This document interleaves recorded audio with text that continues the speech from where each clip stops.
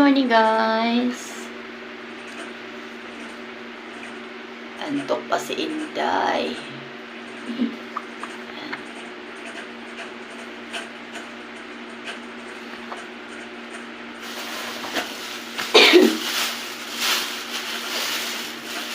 Almusal. Pansit. May pansit ako dito.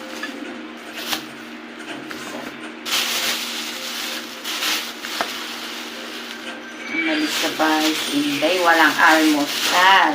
Meron pa palang biscuit yung kahapon dito. Kaya mag-almusal muna.